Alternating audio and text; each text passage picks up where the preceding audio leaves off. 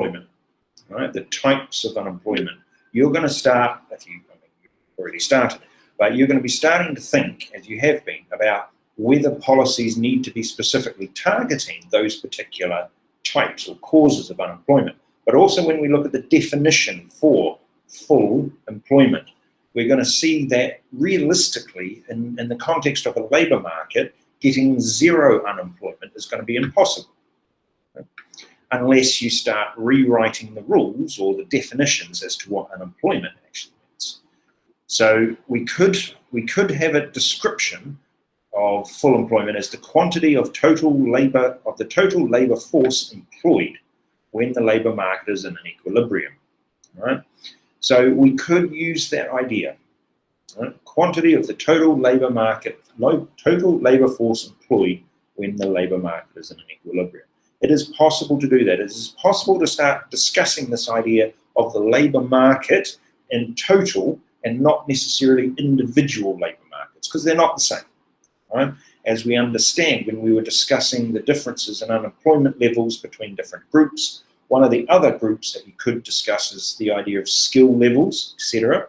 So there could be markets that are very, very specific based on specific skilled employment that will have very different levels of equilibrium to other markets. So a total labour market is much more of an aggregate, right? Whereas an individual labour market is going to be very specific. All right. What problems do you see if we attempt to use an idea like full employment? Remember, this is one of our objectives, right? Full employment, right? We've got to employ or elect the governing officials based on whether they're going to be able to meet this idea of full employment, whether they're going to be able to reduce the level of unemployment down to a level where we are happy enough that we call it full employment. So what problems do you see us using this idea? A little bit TOK, I know. Have a go.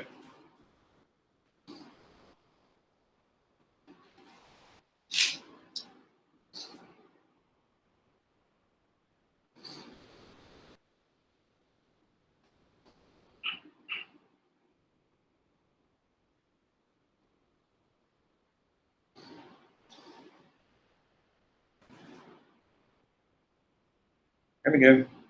We're going to use full employment as a possible target for the government. What possible problems could there be, or could there be involved with us using that as, somebody used the word label. Yes, good. As a label or target term to use. Let's see.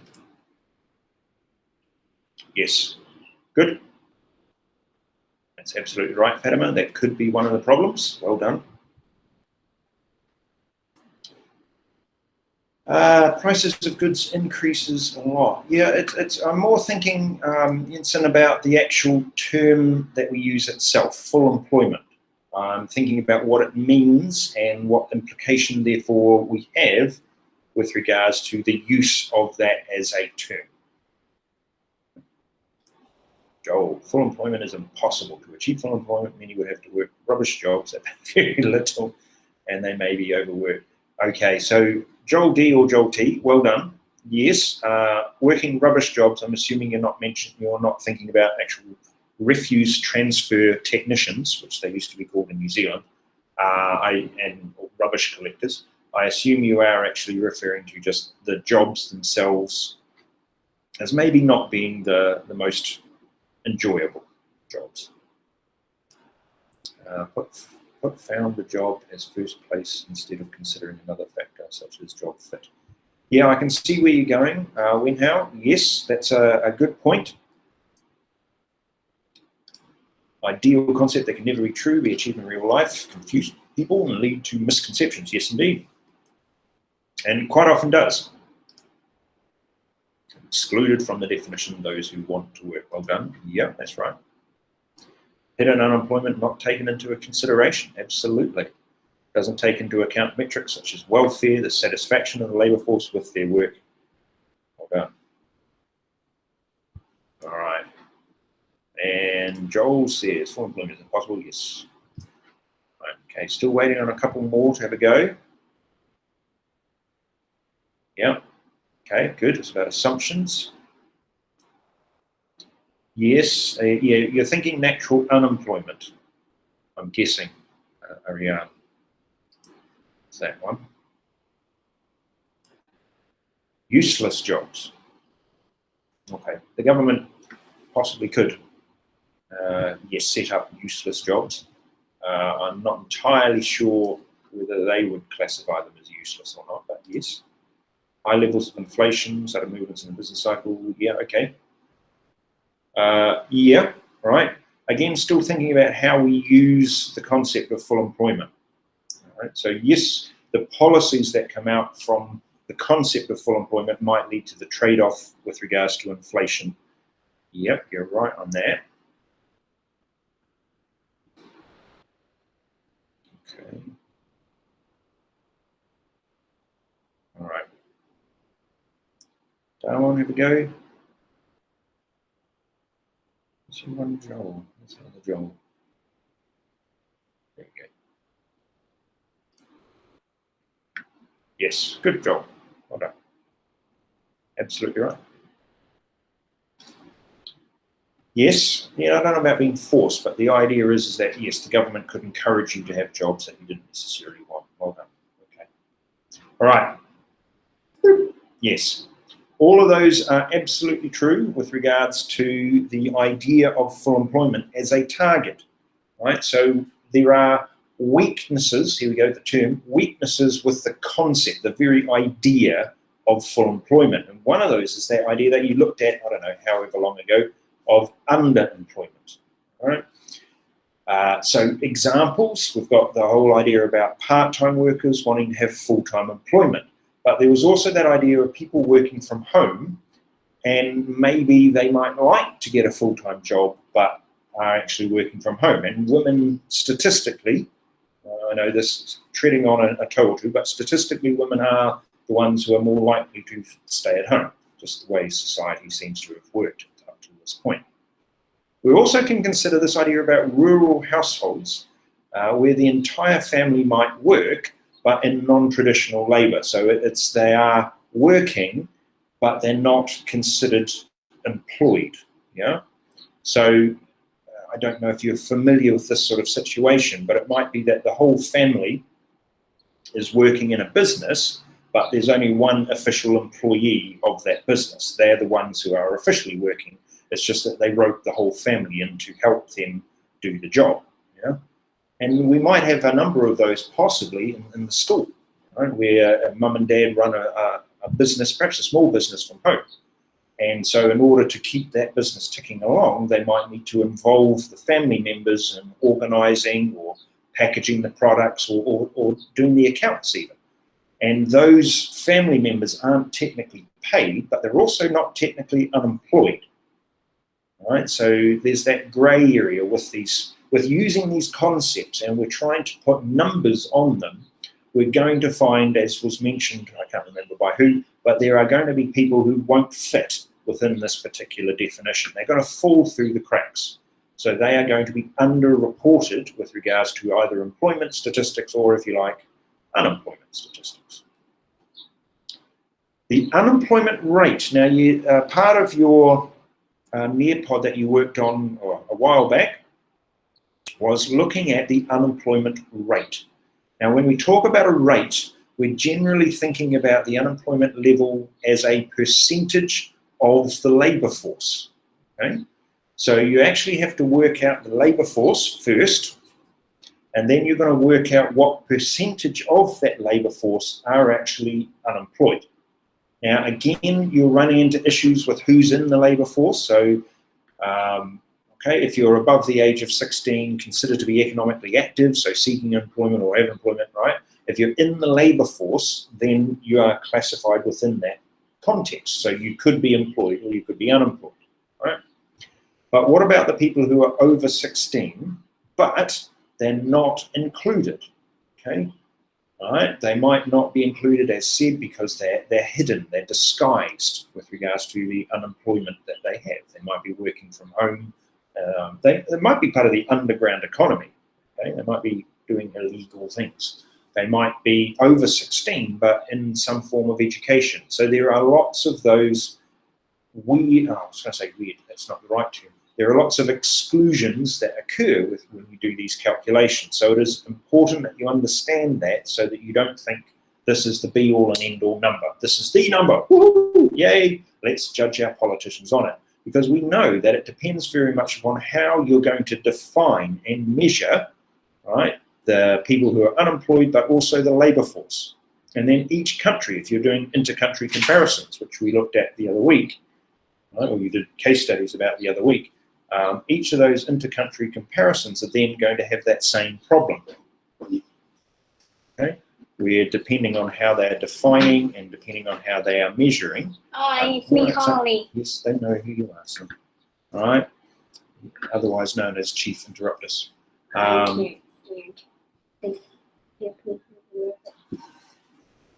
Thanks. All right, so now next task, here it is, close exercise, fill in the gaps. And you've got about 30 odd seconds, see how far you get, and go. Hmm? 70 people. 7 people. Yes, it should be 18, but we're missing one.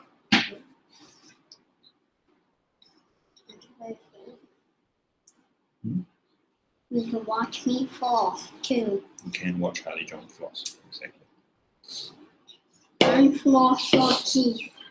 Not just flossing your arms. And in case of any flossing, safety comes first. You need your goggles.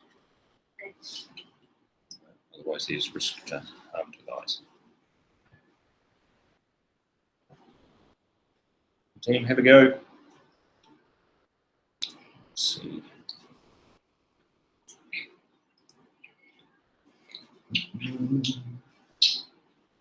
Good. There we go. Well done, Fatima. Well done, Ariane. Yeah.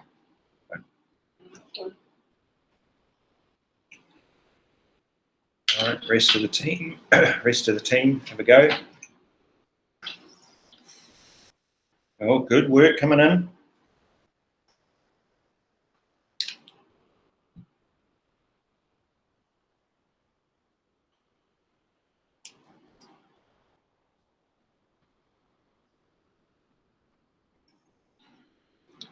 Also, Harley is available for the teaching of dance moves.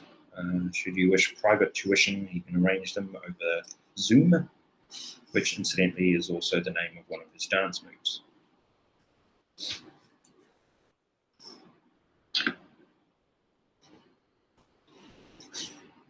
Good work, team. Couple more, have a go. About 10 more seconds.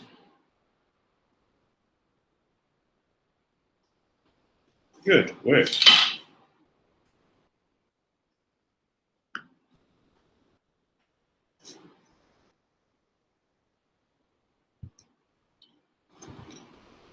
Five more seconds.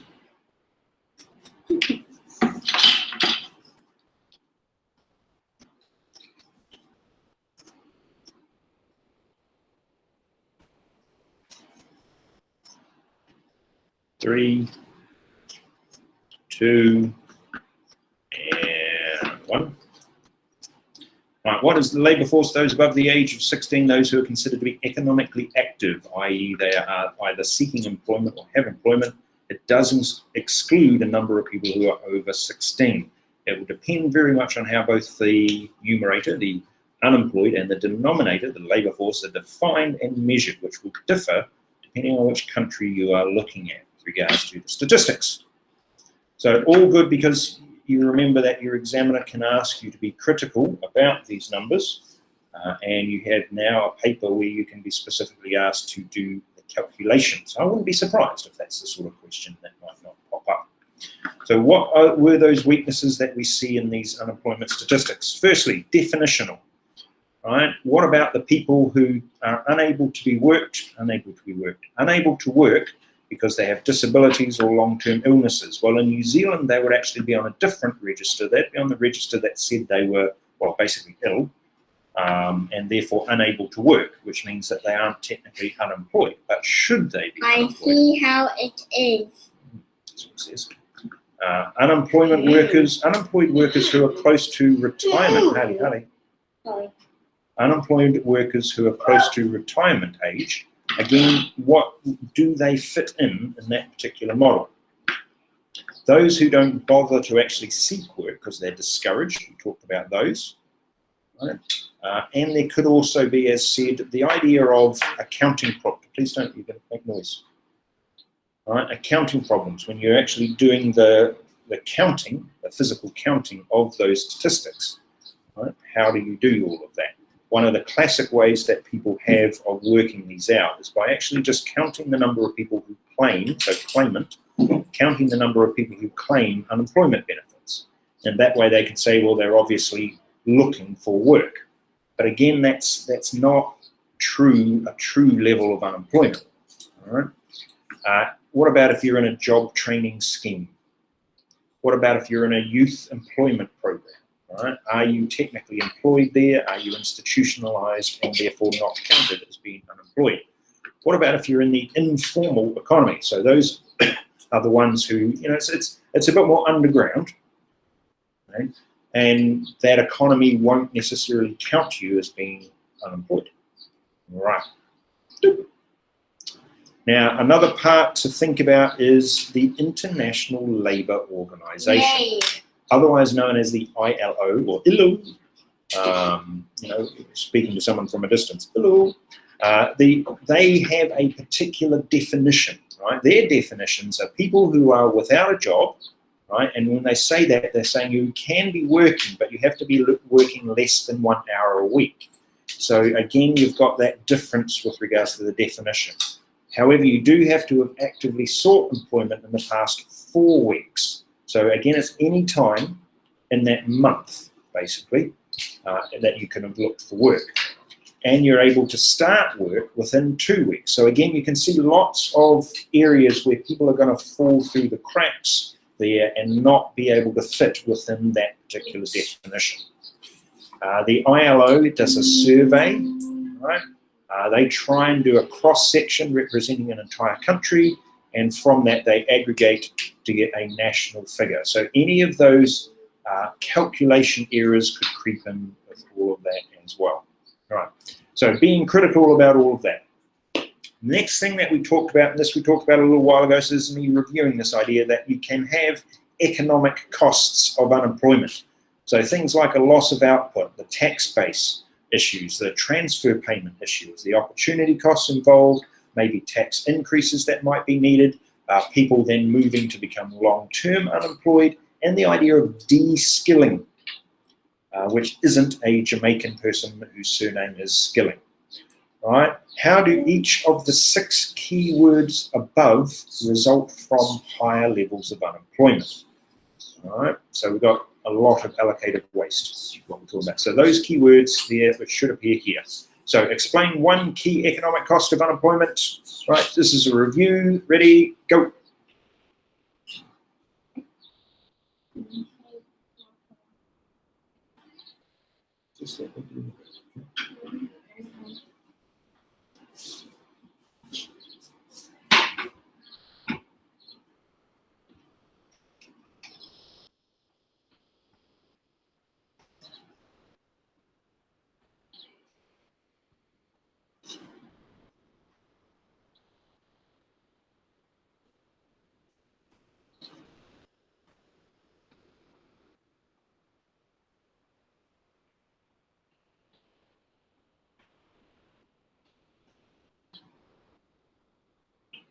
One.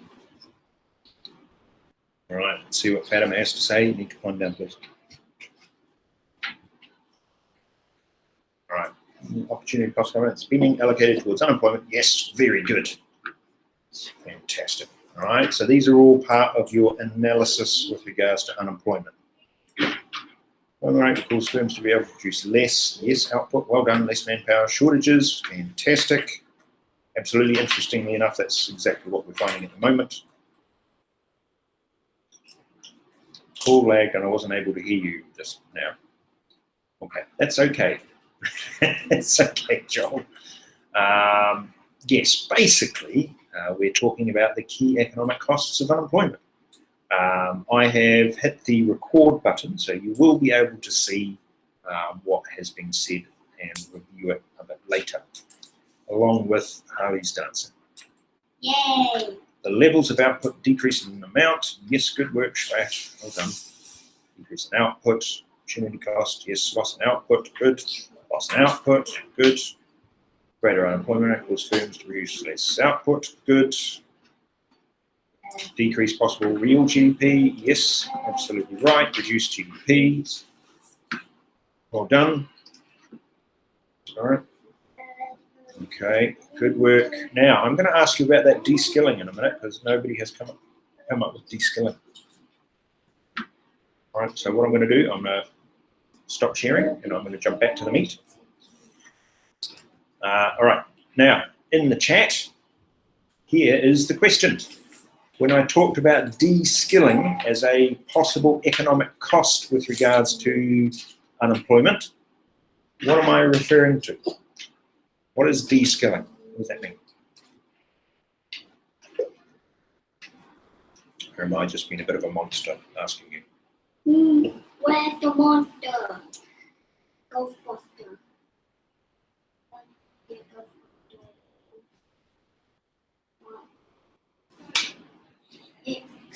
De-skilling, what does it mean?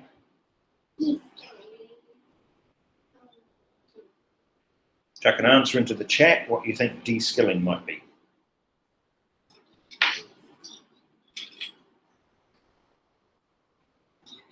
That's what they're going to find out. So. Please don't break that, son. It's expensive. About 100 ringgit. 100 to 200 ringgit.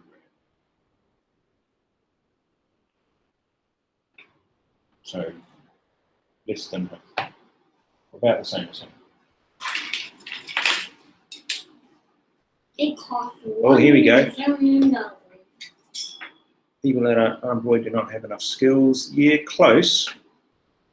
Reducing skills of a worker. You're getting really close, Nessa. Oh, no, you're getting further away, Joel.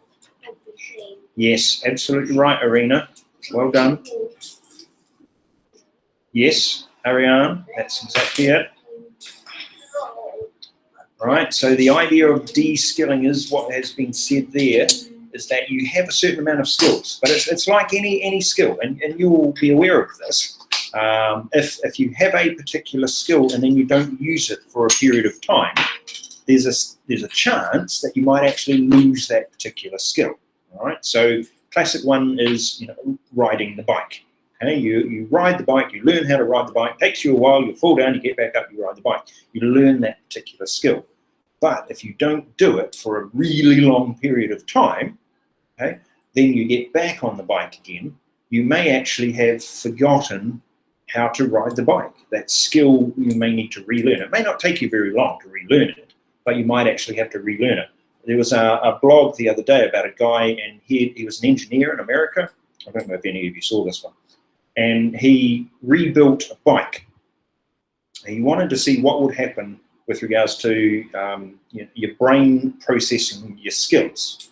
If he rebuilt a bike so that it couldn't pedal forwards, yes, that's the one, the opposite one. It pedaled backwards, right? You could only ride it backwards, and it would also move in funny directions. And you had to, it moved to the left when you'd be trying to turn it right and all of those. So not only could you only ride it backwards, it would turn in the opposite direction to what you were wanting it to turn. And it was an experiment by him to see if it was possible to train your brain to learn that particular skill. Right? But one of the interesting parts of that blog that I found was once, it took him a long time to work that out, that he could actually train his brain to learn that skill, the backwards riding of the bike skill. But then once he'd done that, and then he tried to get onto a normal bike, those skills of normal bike riding, he had to then relearn. It didn't take him very long, but it was quite you get his child to do it, and the child immediately learned it. I think so, yeah. I believe that was the story with that one. But it was an interesting idea, and it's that de-skilling idea, that any skill that you have. So I have basketball players who don't practice their shot for a really long time, and then all of a sudden, oh, what happened? Where's it going? Yeah. Some things you will just remember and you'll be able to pick them up, right? And it may not take you very long to relearn, but it's that idea that if you don't practice, rehearse the skill, then there is a strong chance that you will actually lose it over time. It's like technical skills, you know. So yeah, they can see you. Some you don't need to wave at them. You know, job-specific technical skills that you have, and you're out of the workplace for a period of time, and then you go back into the workplace, and this is what people who are off for maternity leave quite often find. They go back into the workplace and the technology has all changed. The technical skills required are different. And all of a sudden, it's, oh, how do I do all of this? You know, because they've lost those particular skills. And it is a big concern for some people. But that's what the de-skilling idea is. And the longer, and somebody mentioned it, the longer you're without a job, the bigger that skills gap then becomes. And so when you have people who have been unemployed for their life, perhaps, right, their entire working life, they haven't had a job, right, then the skills gap between them and what the market wants is pretty huge. And even if you did really well in school and you're then not able to transfer those skills over into the workplace, then there's a chance you might lose those skills as well. Yeah. I mean, in New Zealand, they have what's called intergenerational unemployment, where you've got entire families, none of whom have actually ever worked. And it's a real problem. They have it in the UK as well. Right? Intergenerational unemployment. Right, jump back to the... Hello, Sariha, good to see you. Well done, welcome. Right, I'll need to... Harley, son. I'll need to just change the register very subtly there. Say that you are here. So now you are, so that's all good. All right, so if we jump back into the Nearpod, 2MWVH. Right, that was our key economic costs of unemployment. The next one is Interventionist Solution. So now we're starting to discuss, we've got this problem, it's called unemployment, all right? How do we solve it? Now, you've already started this. This is something that you actually already know, okay? And yes, there are solutions that are very much based on the actual cause or type of unemployment. So that link you're going to be thinking about when you're looking up in a group, in your groups, the causes and types of unemployment. So in any case, interventionist solutions on the demand side. So we look at those. We've got demand side or Keynesian, note the philosophy there, Keynesian solutions involving fiscal and what's called monetary policy. Fiscal policy and monetary policy. So we know this because these are all about the demand side of our model. So our aggregate demand and aggregate supply side, aggregate demand and aggregate supply model, and we illustrate the shifts of demand and how they may have an effect on unemployment. Right? We do need to think about the actual diagramming in and of itself. We need to think about what limitations the government has with regards to what it can know and what it's able to work out, whether the policies are going to be specific enough to deal with the type and cause of unemployment, or whether they're going to be more sort of broad, generalized policies that may actually not have the desired effect. In fact, sometimes what we discover is that they have what's called an unintended consequence that wasn't something that they intended. Have I talked to you about, oh, hold on, let's stop sharing, jump back to the meeting.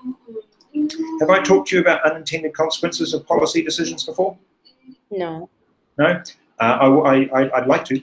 Can I give you, I'll give you one example, then we'll jump back. I promise we'll jump back, don't panic, we will get back there. It's one that's just jumped to mind, so if I don't tell you now, I'll probably forget. All right? They had this policy in Australia, and it was quite a big news, and so we heard about it in New Zealand. And what they were worried about was, because in Australia, if you call an ambulance in Australia to go to the hospital, you actually have to pay for it, okay? Because they're not paid by the government, they're actually private, so you actually get a bill, okay? And one of the things that they were worried about was people who were on low incomes weren't able to afford ambulances, so they weren't getting the medical treatment, so there was an inequity there, and obviously that has implications health-wise and people perhaps not getting the medical attention they need. Okay? So they were really concerned about that. And one of the groups that they were specifically concerned about was the elderly, because they had a fixed income, they couldn't afford the ambulance rides. So therefore what was happening was they weren't getting the medical treatment that they needed, and possibly a few more were dying than would possibly otherwise have occurred had they gotten the medical treatment. So the Australian government decided that it would make the ambulance rides free, costless, for people of a certain age, right? So retired people with they had a retirement card from the government, okay? And if you had that card, you could get a free ambulance ride, okay? And that sounds really good. It's a brilliant policy in a lot of regards because it meets that equity criteria. However, it had an unintended consequence, and you can probably see what the consequence is, right? What the elderly people worked out, and because of this, they actually had to cancel the policy. What the elderly people worked out was, because the ambulance ride was free and a taxi ride or a grab ride, for comparison, was not free, that they would actually call the ambulance to give them a lift to the hospital, and then partway through the journey, when they were near the shopping mall that they wanted to go to, then say, oh, I'm all right, I'm okay, and get them to stop the ambulance, get out and go and do the shopping, and then get a taxi ride home. That way they'd halved their taxi costs. Yeah? And apparently this was happening so often that the Australian government, the local Australian governments, because it wasn't a centralised policy, it was a local policy, they were losing a lot of money based on this, and they were losing the money on elderly people basically taking a taxi ride in an ambulance. But it was hilariously funny when you really think about what they were doing with regards to this. So the inequity of it still remains, and if you are in Australia, bit of a, in the future, bit of a word of warning, and in New Zealand as well, it's the same in New Zealand too, is that if you take an ambulance ride, chances are you'll get a bill at the end, right? Because they're not fully funded along that sort of a way. But that's the idea of unintended consequences, things that happen outside of what the purpose of what you were intending for them to happen, right? So you were intending to decrease the inequity with regards to access to healthcare, right, for the elderly, low-income individuals, and you ended up causing this additional cost based on the elderly people using, or I was going to say abusing, using the system for a purpose that it wasn't, intended. Right, let's go back. Go back. Near-potting. All right. So here's the next task for you. Here it is. Demand-side interventionist policy. So what you're going to need to do is you're going to need to very quickly, because it won't take you very long, I know, ADAS diagram, demand-side, impact on unemployment. So all you need to do is just draw any demand change and illustrate how it will affect unemployment. There you go.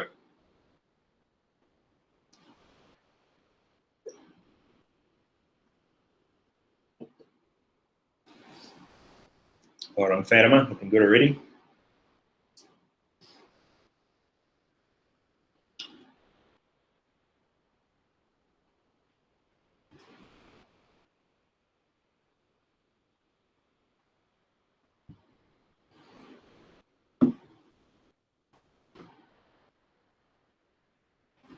Good work, team. Try and make sure you're using the right labeling. I know it's tricky because you're doing it on the computer, but we are wanting AD instead of D, please. Just trying to get that down so I can see the bottom of the page, but apparently I can't. Every time it just jumps me back to Joel's work. There we go.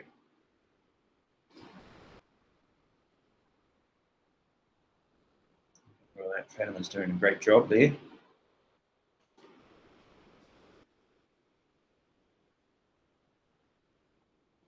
In an exam, you'll have more time to do these sorts of things. You'll be able to get all of the labeling, everything done very neatly and nicely. You won't forget that the other curve is aggregate supply. Well done. Yeah, there you go. That's exactly what I want, Andrew.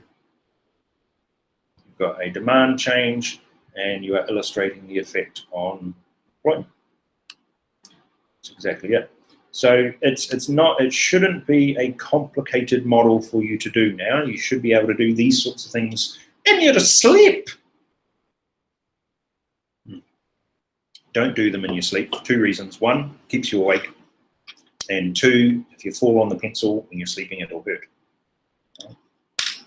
Then there's the lead poisoning to worry about.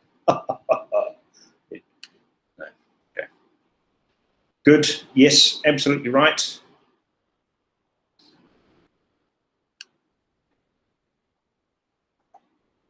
Good. You know, I'm quite interested in this, is that I said to you just to do any demand shift you liked and show the impact on employment, and pretty much every single one of you has done an increase in aggregate demand and therefore an increase in employment, which is fine. There's no problems with that. But it is quite an interesting thing for me to see that you haven't done a decrease. You didn't have to. I'm not saying you had to. That's good. Arena, well done.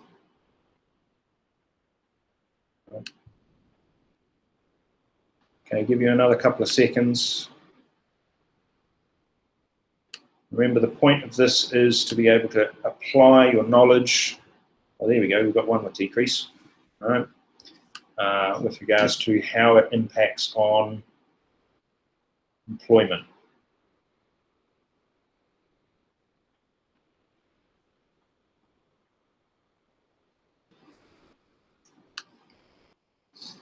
When how I may have just put another label down the bottom.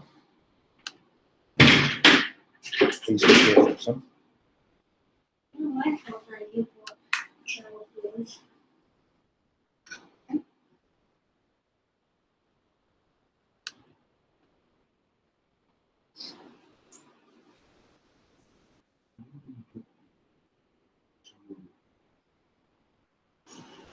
I'm sure there's some of your windows.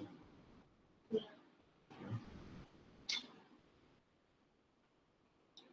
All right, give you another couple of seconds.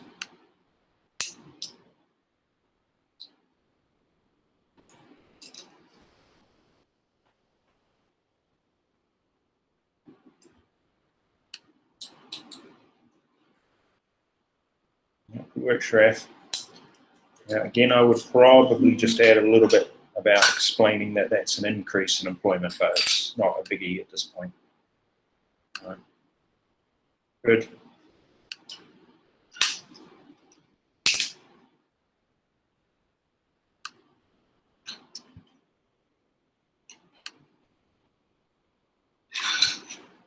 Right, 30 seconds.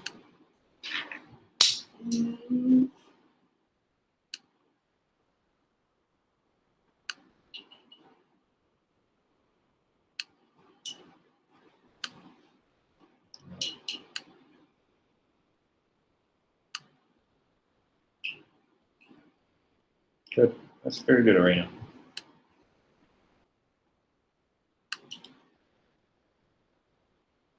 Wait, Max.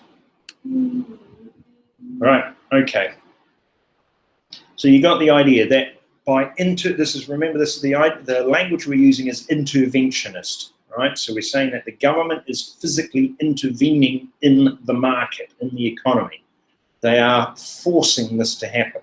Okay. It is demand side. So they're using aggregate demand. So any policy, fiscal or monetary, that influences aggregate demand, right, is going to be demand side interventionist. And they're wanting to influence the level of employment within the economy, potentially. Good. What about on the supply side? Supply is a bit difficult because we're, strictly speaking, thinking in this context about the supply of labor. All right. So how would we then enhance? All right. I don't know that I keep wondering if enhance is the right word, but the attractiveness and availability of labor. Right? We're wanting there to be more supply of labor. We're wanting the supply of labor to be more demanded. Okay. So things that we might consider with regards to this, and again, you are looking at these possible policies in the context or through the lens of the type of unemployment that you're thinking about, all right? So hiring agencies. Now, when we're talking about that, you're thinking about specific employment agencies, agencies that people will go to try to find employment.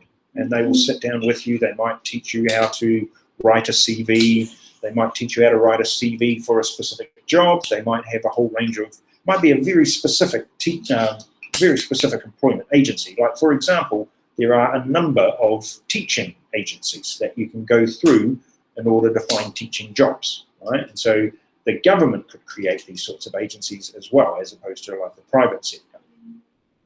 Subsidizing, right? So the government could actually, and becomes a bit, well, becomes very political, but could actually subsidize the cost of labor, right? Thereby making it more attractive and potentially increasing the demand for labor. In New Zealand, they had for a long time, or I say a long time, they had for a period of time, a long time ago, they had subsidies for apprenticeship schemes because it was deemed to be quite expensive to employ particularly young workers who may not have the skills and then train them up as apprentices to become qualified practitioners of whatever the skill is. So the government would actually put a subsidy in place to cover, I think it was half the wage cost in that particular time, which was good for the business. The problem then became when the government policy changed and they took that subsidy off, and then you had a whole lot of people who were apprentices who all of a sudden the cost of having that apprentice doubled. So then you had a whole lot of people who were partway through a qualification then getting fired because the employer now could no longer afford to keep them. Regional incentives. Again, it's that same basic idea where there's a region. So when you're thinking about unemployment, it might be that there's a lot of unemployment in a particular region. Or conversely, it might be that you're just wanting to create a region where there's more employment.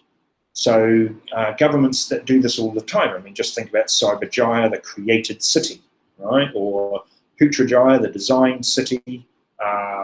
And then you think also about China, which created like special economic zones where certain activities could happen that couldn't happen anywhere else in China, right? That's sort of an idea. How you'll know about special economic zones, I think you live in one, right? So Suzhou is part of a special economic zone, isn't it? Yes. Yeah. I remember one of the students who used to be at the school that we were at in China, his dad worked for the company Nintendo. He was one of the big bosses for the video game company Nintendo. And for a long time, the Chinese government wouldn't allow that type of video game in China at all. And then it was you're allowed it, but you're only allowed it in the special economic zone. And then it was you're allowed it, but you're not allowed to use that name in the special economic zone. So they had to come up with whole rebranding, etc. of the company with regards to all of that. And these products allowed, but not these others. So you can have regional incentives. Right? We want this type of business. We want this type of employment. So we're going to actively try and create it. In a number of countries, because of the success of Silicon Valley, for example, have attempted to recreate that sort of technology model within different regions within their countries. Soft loaning. Now that's the idea that, as opposed to hard loaning, I guess, the idea that you've got loans that are small, they're quick to pay back, and they're paid to small businesses just to get them off the ground. All right, so soft loaning. Training schemes, tax incentives, right? So things that you're thinking about is also search costs. So that's from the potential employee, but also employer. How long does it take to find a job if you're an potential employee? Or how long, if you're an employer, does it take to find someone to fill a job position? So if you're able to reduce those search costs in any particular way, then that's really good, and businesses will be very happy with that. I read, I'm trying to remember when it was, last year, that one of the new things that they are doing in human resources is using artificial intelligence to scan and bots. Some of you technology-minded people will understand this much better than I, but they're using artificial intelligence, something called machine learning, and bots to try and work through CVs for job applications and create like a short list. Because, you know, some businesses, they're going to get like 1,000 applications, and it takes people a long time, and it can be quite expensive to actually go through all of those applications. So if the computer does it all for you and then just spits out some sort of list, these are the top candidates, then that reduces all of that search cost. Skills trainings, incentives, labour and its mobility. Right, so how can we improve productivity and skills? How can we improve the incentives to hire people, but also incentives for people to go and get those jobs? And also labour mobility. So there's a lot there that's all about the supply of labour, but also the demand for labour, but it's aimed principally at the supply of labour. Right? So how could governments enhance the attractiveness and availability of labour? Right? What I'd like you to do is to come up with at least 2 ways that they could do that.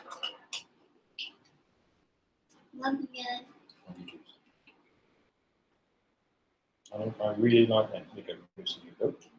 It's pretty cool. See that. It's very clever.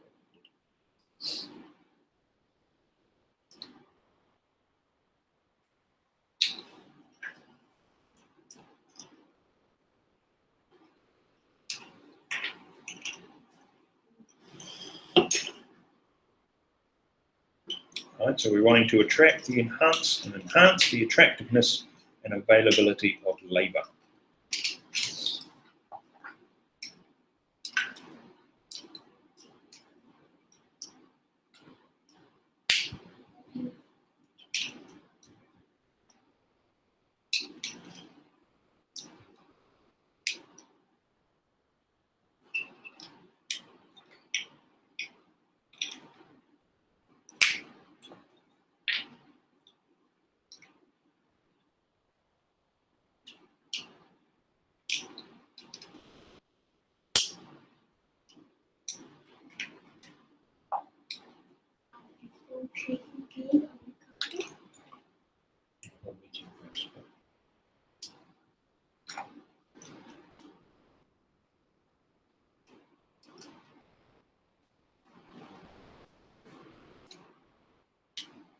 Here we go.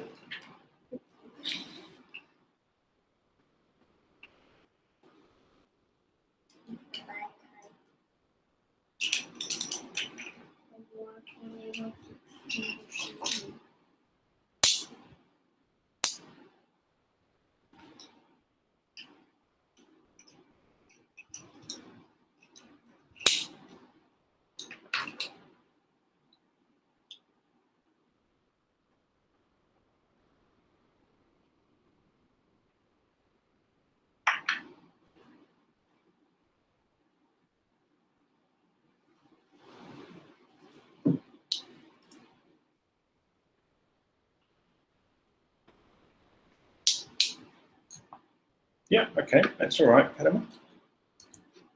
Well done. Yes. Work in.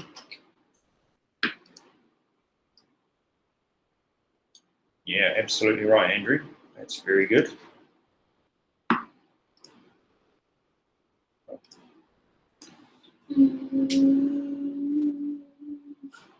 Wow. Yes, absolutely right. That's good. Well done.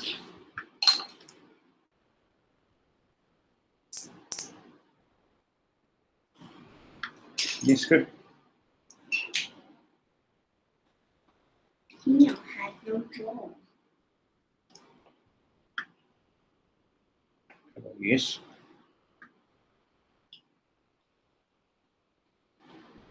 Good idea, good idea.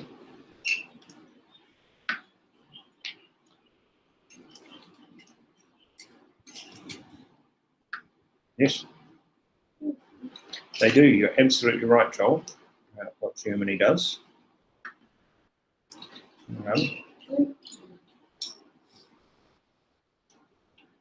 Work team. Great with that.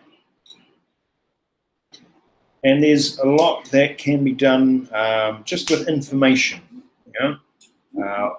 Simple things. I'm just going to stop the sharing now. Jump back to the meet. So simple things about information. So how do you find out what the jobs are and whether they're available or not? Right? These are things that, in the future you might need to discover, right, for yourself. I mean, you will have discovered a little bit about that sort of idea. So, for example, in the school, Miss Sarah is the higher education coordinator, counsellor, whatever the term is. So you're actually able to go to her to find out information about universities, applications, interviews with them, any of that sort of idea. And she's got that information and able to either find it or deliver it to you. So that's really good. Got that. But if you didn't have that, then the task of finding all of that information out would be completely and utterly up to you. And you may not know how to do that. You may not know where to get the information from. So sometimes the government just needs to help people with information. And then it can be something simple, like we did this all the way back when I was in school. Career aptitude tests. Have you heard about those sort of things? And you set a test, and then based on your answers to the test, it tells you what jobs would be, good for you to do. All right, you've heard of this sort of thing, so that's good. Yes, we learned about that in business. Fantastic. Well, have a guess as to what career Mr. David, was told he should be doing in the career aptitude test. What do you reckon? Yes, superhero, quite obviously on the cards. But other than that, what do you think? Management. Interesting. Basketball player.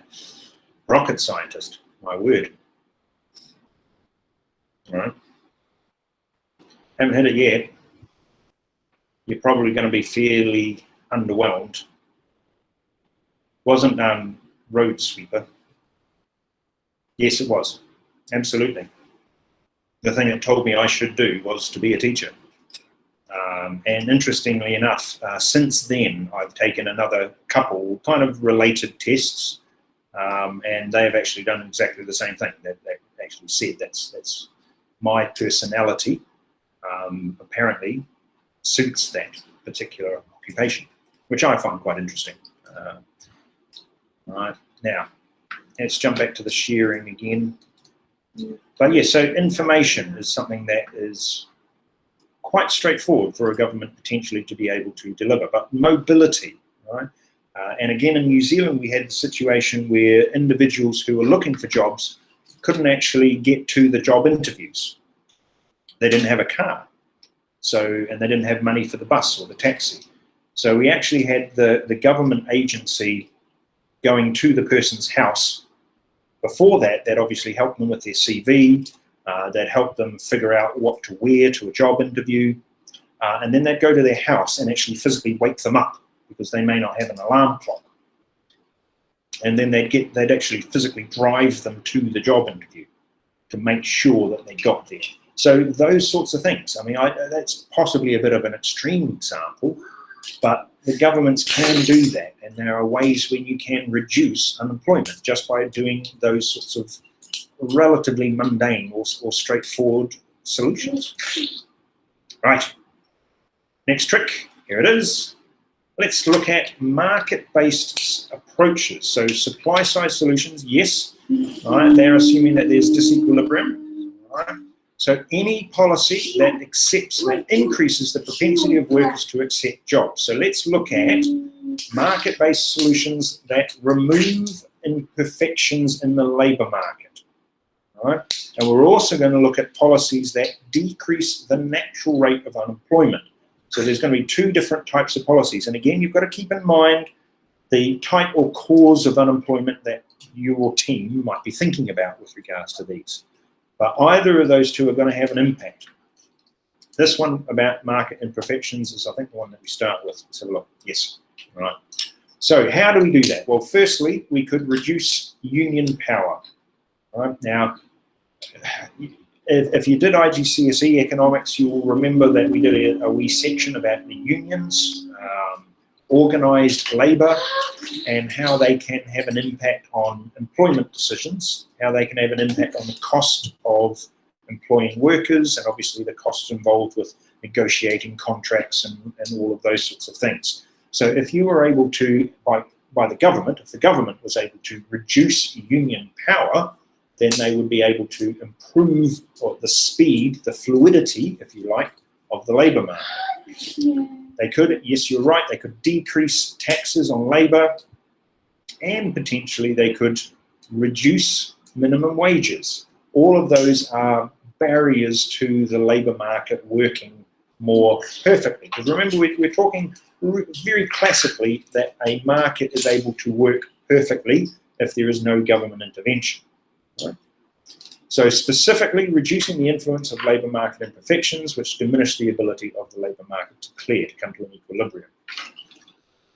How might the government remove labour market imperfections? Ready, set, go.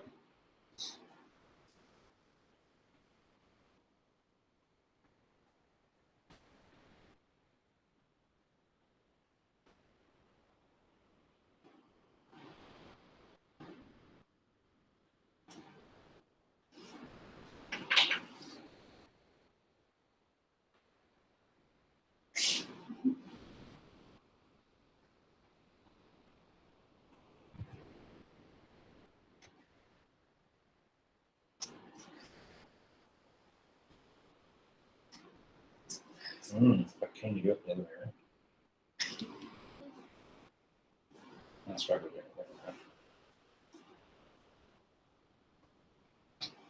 I win.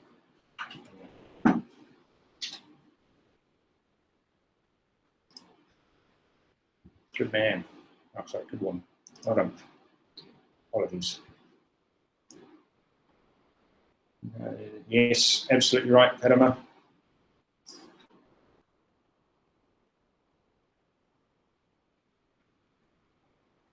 Other ideas? Mr. David, what are labor market imperfections?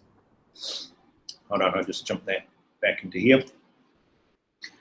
Well, to cut a long story short, in our classical economics approach that we looked at, obviously, quite some time ago, our market models work perfectly, right? As long as there's no intervention by the government. So if there's anything that intervenes that prevents the market from reaching an equilibrium, then we would classify that as an imperfection. Because equilibrium is your allocative efficiency. Equilibrium is your idea of a perfect market. Right. So a labor market, okay, so a labor market imperfection is just when they don't meet. Okay, got it. Yeah. I mean, you can add in things like taxes, you can add in things like subsidies because they're an intervention. Right? They're not preventing the market from clearing as such, but they are preventing the market from reaching its natural equilibrium. You can also add in, obviously, the trade unions, which we've talked about, because the trade unions are going to add extra costs. And even if the cost is just time, that's still a cost. Mm-hmm. Right? Einstein was one of the people who first recognized that time equaled money. Yeah. Joke about Einstein, but that's okay. Don't panic. Right? You can laugh about that one later. So yeah, anything that prevents, like as said, even information flows, but to an extent where it prevents an equilibrium from occurring. So the most obvious ones are rules or regulations that might be in place that the government has set up. So even ones that sound really good, like equal employment opportunity laws or anti-discrimination laws or employment safety laws, if they aren't there, because they're going to add extra costs. So if they aren't there, the market will adjust, and it will adjust to what the market feels is an equilibrium, right? Right. So like like increasing minimum wage. Like if you increase minimum wage, labor, it may be a good thing, but the labor market will become imperfect. So if we decrease those back to like what quote unquote is the normal, then labor market should be perfect.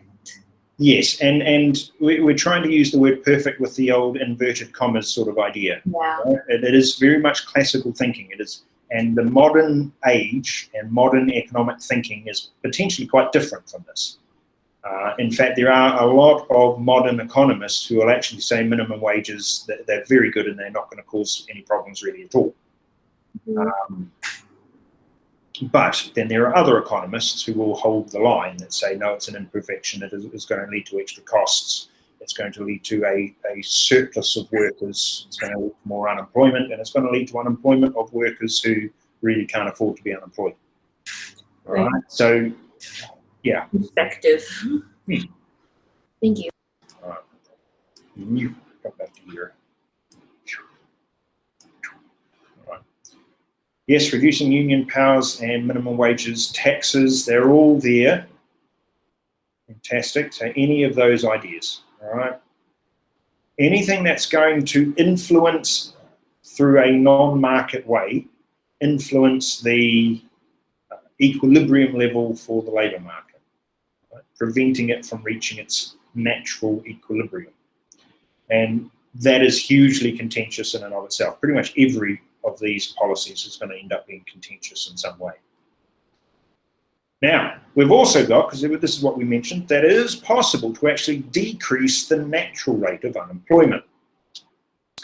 And there's not too many ways that that can sort of happen, and they're going to be kind of very similar. So if we look at these and just have a wee think, all right, what we're wanting to do is we're wanting to increase the overall propensity of workers to accept jobs. We don't want to have discouraged workers, all right? We want to try and minimize, those types of unemployment that you're working at. We're going to try and make them as small as we possibly can, all right? And if possible to make them zero, then we're going to make them zero. Sir. Yeah. What does propensity mean? Very good question. Give me 2 seconds to scroll through my mind to work out a way to explain propensity. Likelihood is what I'm thinking of at the moment. It's a word we're going to come back to, so it's probably one I should have a better likelihood, probability. Okay. So a way you might understand this perhaps a bit better. I apologise if I just shouted then. Let's imagine that you're addicted to caffeine, right? Now it might be, and there are some scientists who say this, that there's something in your genes, your DNA, that means you are more likely to develop an addiction to caffeine. All right, just as they'll say that there's something in people's DNA, their genes, their genetic makeup that says they're more likely to develop alcoholism, right, or addiction to other chemicals. Yeah, and sometimes that is genetic and that it's passed on from parents. Okay, so there is that.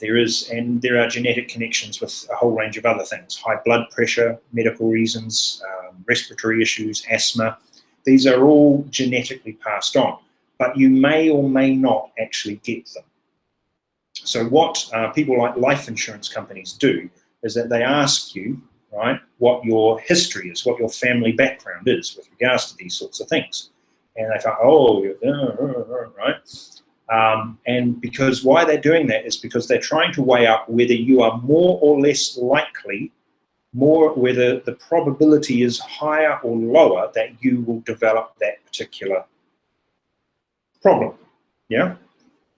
And the word you might hear in that sort of scenario is propensity, right? That it is, you have a greater propensity, it is more likely that you will develop that particular problem. So my mother has asthma, okay, and has all her life.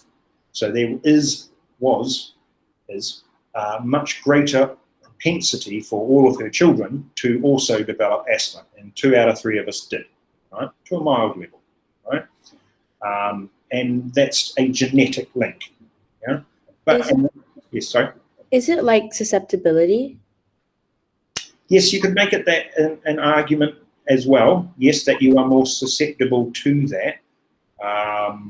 Yeah, but it's for tendency. Yes, good. Tendency is another good word. But for insurance companies, it's an actual number, so like a probability. And they will have what's called an actuarial table. They will actually break down the hard statistics with regards to what you're more or less likely to be affected by. And then based on those tables, then they weigh up how expensive your insurance, etc., is going to be. And there are some pretty scary statistics with regards to it, and particularly if it's life insurance that you're talking about, and they're looking at your propensities, etc. Then your lifestyle, how many bananas you eat, all of these sorts of things. Actually, they can input that information into like a table and spit out a number with regards to the chances that you will, if it's life insurance, the chances that you'll die. Yeah. So because bananas have a very small amount of radiation in them, if you eat a staggeringly large amount of bananas, then there is a probability that you'll get radiation poisoning, right? But it would be a staggeringly large amount of bananas, yeah? So that sort of idea, propensity is what I was attempting to explain. Hopefully that's close to giving you an understanding. But we are going to come back to propensities in the not too distant future, but we're going to come back to propensities for HL learners only. Okay, thank you, sir. Okay, so the overall probability of workers to accept jobs, the overall likelihood or tendency of workers to accept jobs. Excuse me. All right, so we can engage in what's called a structural reform. That's a really good political statement to make, because again, it sounds very formal, it sounds very economic-y, but it depends very much on how you define it. And if you have been following American politics of late, and I guess most of the world has, you'll be quite surprised as to how many times Joe Biden has had to explain, and others have had to explain to people what the word infrastructure means. Right? Does this mean infrastructure? There are politicians who are suggesting that the internet and internet provision was not actually an infrastructure. Well, yes, it is, right? Quite clearly.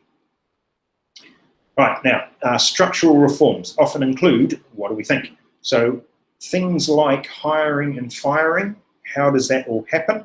Are there laws in place?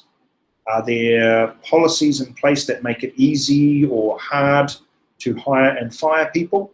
All right, so if you, in universities, there's a system where you can be basically employed. In some universities, you can basically employed for life, right? So basically impossible to fire you. Kind of like the Pope, he's got a job for life, right? Severance pay, so you get asked to leave your job for reasons that aren't your choice, and part of your contract may be that they pay you a certain amount of money to leave. Right? Income tax, we've already discussed, well, that's part of the structural reform that could be there, and unemployment benefits. How big are those unemployment benefits? How long do they last? Do they have, ties to specific things, as in, in the case in America, it has been in the past, at any rate, that you can't claim the unemployment benefit for over a certain period of time. It just cuts off. Right? They have expanded that and changed that quite often, and particularly at the moment, there's a lot of debate and discussion about the unemployment benefits in America. So all of those could have an effect on whether people will actually choose to work or not, whether people will actually accept a job or not. Right? So how might the government decrease the natural rate of unemployment? Right, this is, no, tell you what, skip that, let's go back to here. Right, so this idea here of structural reforms, changing the policies and procedures with regards to the labour market in order to encourage as many people as possible to work. Right, and whether that's the unemployment benefits, income taxes, pay and conditions, the ability of an employer to hire and fire you, all of those sorts of things. Whether any and all of that is there, right? So at the moment, people are discussing, obviously, vaccines, all right? And is it now going to be the trend that you're unable to work in a particular occupation if you haven't been vaccinated? Yeah? And that's already happening. In New Zealand, they've fired a whole lot of border security guards because they refused to get the vaccine. And in America, there are lots of debates about that very thing too. And when it comes to travel, again, that's going to become an issue. Do you have a vaccine? Do you have a vaccine passport? You know, all of that is going to then come up and play as well, right? So those ideas fit in quite nicely with this idea of structural reform. What is the actual structure of the labour market? What does it look like? How easy is it to use?